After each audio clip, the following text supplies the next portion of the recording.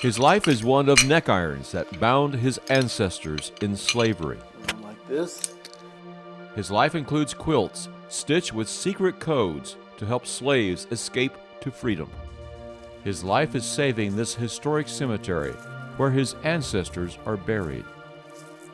His ancestry is the story of a well-known white pioneer and his female slave who gave birth to this man's great-grandmother.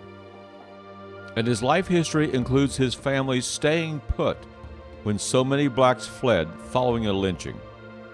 And his compassion for community meant opening this museum in his hometown, Ash Grove, Missouri. And his life is defined by his faith and his ministry in a tiny Eastern Orthodox church on his family's homestead. He's a priest, a teacher, and a historian who tells stories of slavery and his family's years of oppression and segregation in the Ozarks. His name is Father Moïsiјe Beri. My friends, my family friends, called me here and they said, you know, you better be careful opening up a museum in that little town. White folks aren't going to like it.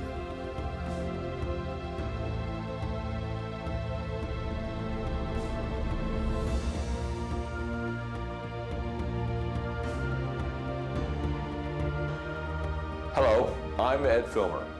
In the year 2003, I spent time with Father Moïsiјe Beri to document his life, his history, and the many stories that only he can tell of his family, his past, his determination, and his love. This is a part of his larger story, a glimpse of his life he shared with me and many others who know him simply as Father Moses.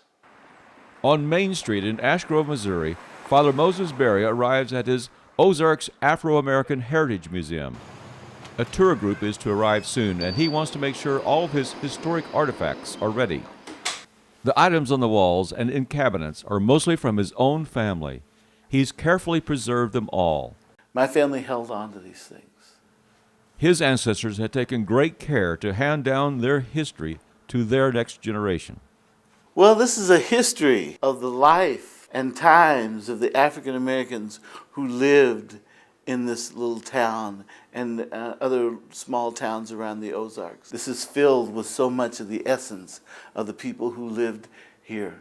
Well, this little museum in this little small space probably has more African American quilts, more telling quilts, which are quilts that had an encrypted code in there that taught slaves how to escape from captivity in the South to freedom in the North, and neck irons, and slave chains, and tools that were used by slaves than most places in the United States. My name is Father Moïsiјe Beri. The tour and the stories begin. It's an odd place for the museum because there aren't very many African American people who live here. But once there was a thriving community of African Americans who lived here. As a matter of fact, hundreds of African Americans lived here and worked in the lime kiln in the Ash Grove Portland Cement Company. This particular quilt is called the telling quilt. And telling quilts are quilts that had an encrypted code woven into the pattern that taught slaves how to escape from captivity in the South to freedom in the North. They called them telling quilts because they're stitched with a secret design that would give directions to slaves seeking freedom. On the so-called Underground Railroads, these quilts guided the way. There were many routes. Runaway slaves sneaked through the countryside at night. It was very dangerous. Sympathetic local citizens would light a candle in their window and throw these secretly coded quilts across their front porch banister. Telling quilts guided slaves to freedom. So they would know that they could find refuge in that home.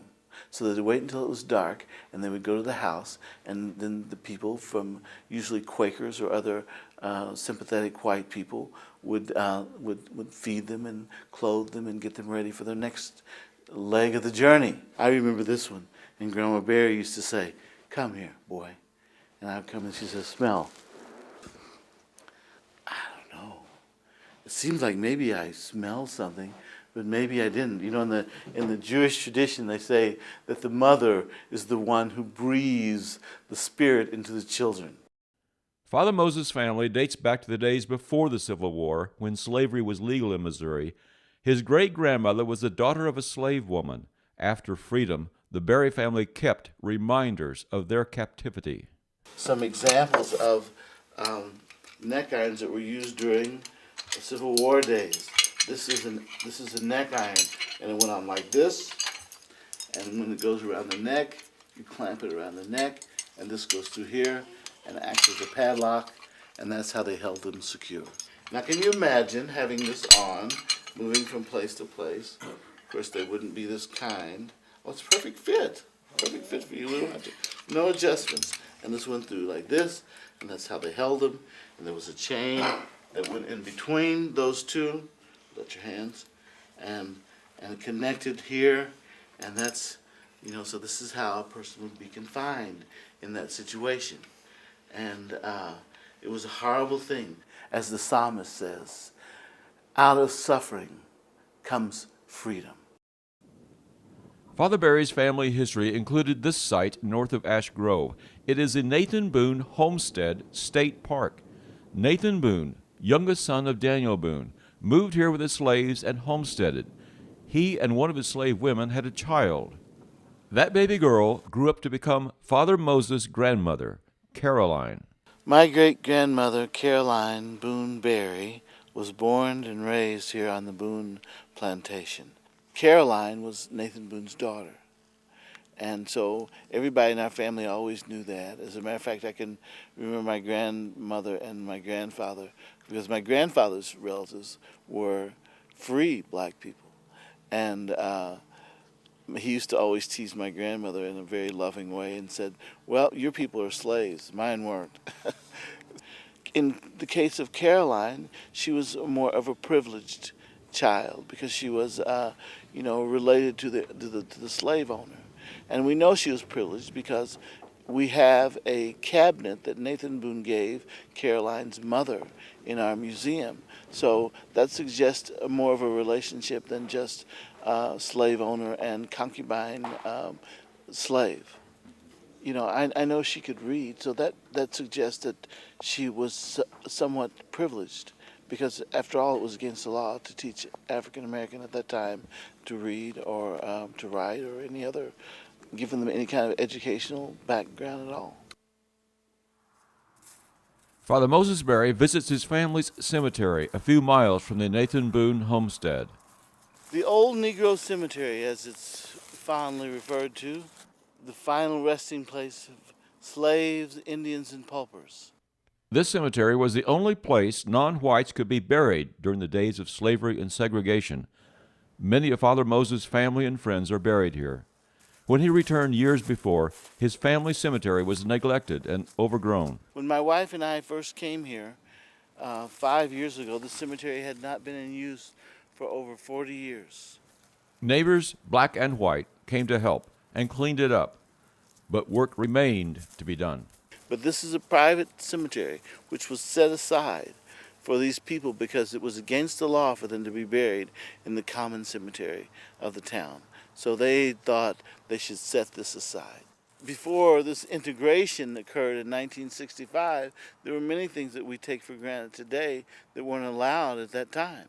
And one of those things was being buried in a common cemetery in Missouri.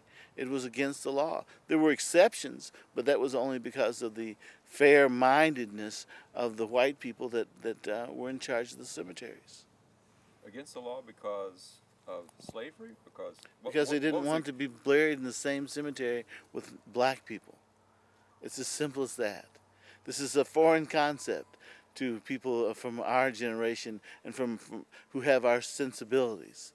But nonetheless, this is something that occurred, and not so long ago. I can remember being a young man, 1956, going to Jefferson City, Missouri to visit my grandparents. And we got down to Bagnell Dam. And we were little boys. I was 5 and my brother was 6. And we got there and we had to go to the bathroom. And we got outside of the bus and there were 2 lines. One was for black and one was for white, or colored as they call it, and one was for white. And I remember my mother taking us into the colored line, and we were little kids. We didn't know any better. We had to go right then. And so my mother just took us out of that line, put us over in the white line, and people freaked out. All except for one very sweet, saintly white woman. And she said, "You let those boys go to the bathroom right now, or I'm closing down this bus line." So that was the real stout woman. That was the real woman. But at that time, we lived in a place, we lived in a time where there was separate and not equal.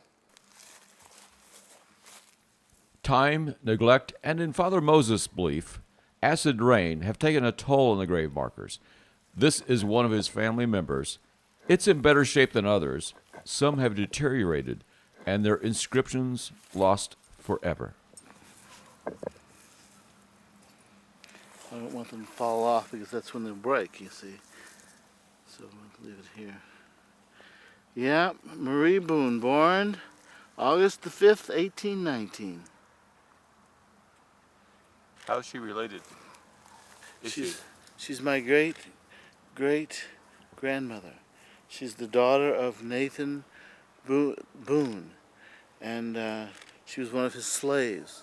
Her mother, rather, was one of his slaves, and so they had some sort of union, and as a result of it,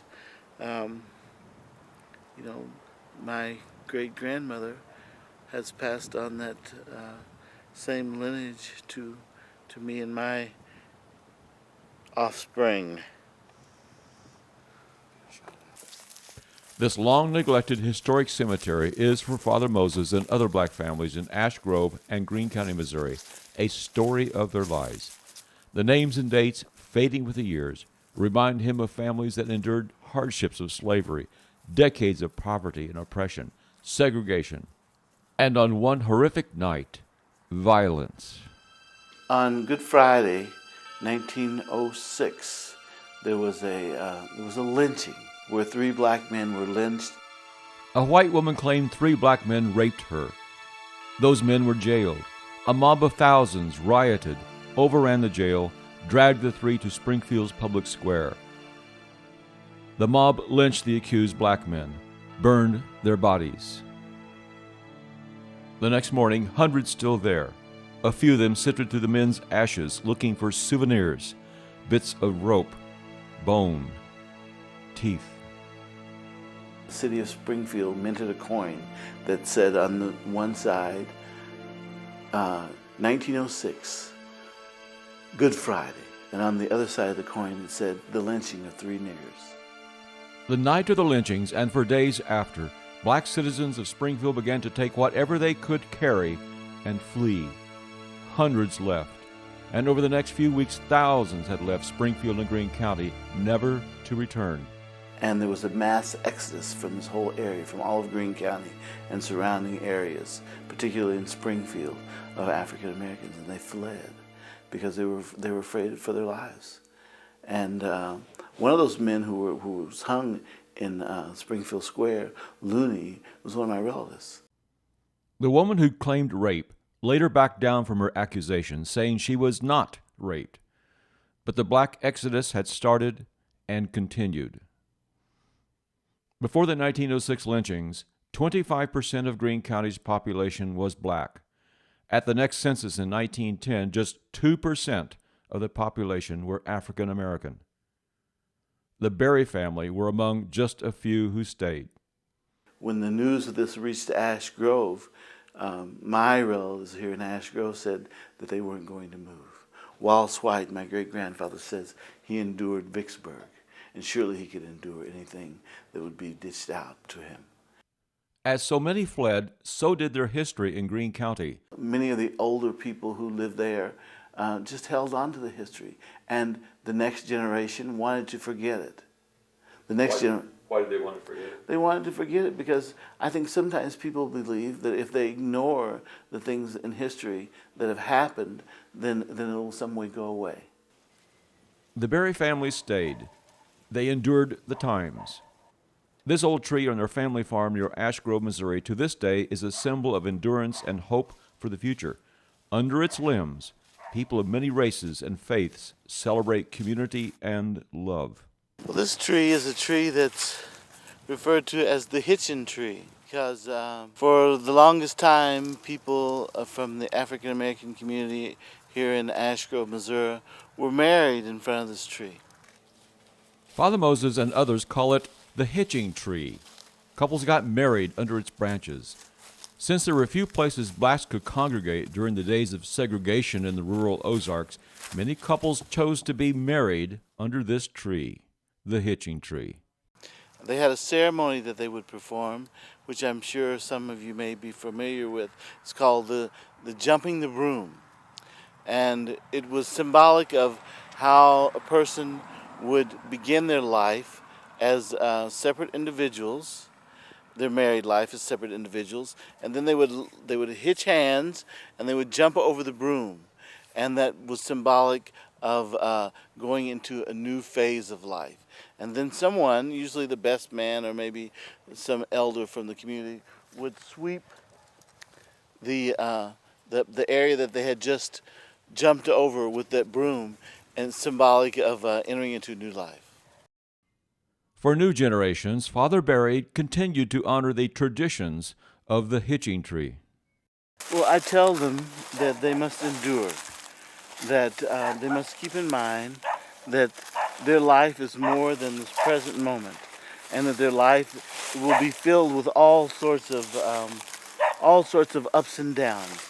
I'm thinking of Langston Hughes when he said that my life ain't been no crystal staircase.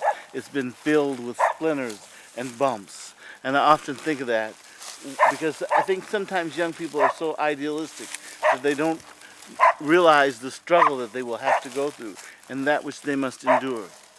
I also want them to know that their heritage consists of more than being just slaves. I want them to know that they come from heritage of people who built churches, built schools. They were agrarians and they lived in this area, and they weren't just only menial slaves. After the last wedding that we had here, long after the bride and groom had left, there were young people who were just waiting around here, just milling around this area, saying that they had found a certain peace. And I think that peace comes with the stability that has been exhibited through the life of my ancestors on this property. Not just my ancestors, but the life of the African American community at large who lived in this area. They were stable. People need, and especially young people, need a certain stability. And I think that this whole area gives them that stability, that sense of stability. I think of all those, my ancestors and all the people that were married under this tree, and this tree has outlived them. So I think of my own mortality whenever I'm on any part of this property, and particularly under this tree, because I think, my goodness, we think about the life of a man, which is nothing in relationship to the life of this tree. The hitching tree is just steps from Father Beri's house of worship. He's an Eastern Orthodox priest. It's a denomination that traces its origins back to Africa. Blessed is the kingdom of the Father, and of the Son, and of the Holy Spirit, now and ever, and unto the ages of ages. Amen. Let us pray to the Lord. Lord, have mercy. For peace for the whole world and for the welfare. The historical connection is very clear. You know, the first Orthodox country was Ethiopia. And, even the first 4 popes in the church were African. Before moving back to Ash Grove to retire, he'd served congregations across America. When local Eastern Orthodox believers learned they had an experienced priest in their midst, they asked him to become their spiritual leader. Their house of worship was tiny, a prefabricated double-car garage. But in 2003, it was the only place holding Eastern Orthodox services in the Ozarks. They later built a larger church on the same grounds as their congregation grew. Father Moses Beri and his family. They were slaves who persevered. They are an African American family in Greene County, Missouri, who take great pride in their roots. A family who chose to stay after the lynchings, to not flee, when so many others did. And Father Moses chose to teach others about the often overlooked and mostly unknown black history of the Ozarks. He hung on to an intimate history of his family that he shared with anyone who visited and cared to listen. It's a heritage he preserved and cherished, the rare and precious collection of Father Moses Beri.